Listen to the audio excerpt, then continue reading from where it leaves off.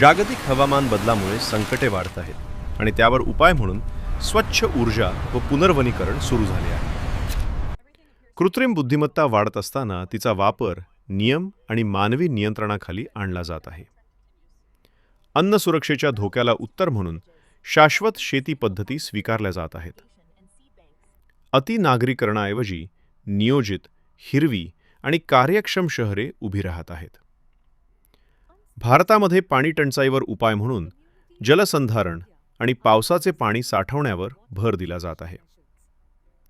शिक्षणातील दरी कमी करण्यासाठी डिजिटल साधनांचा वापर वाढवला जात आहे.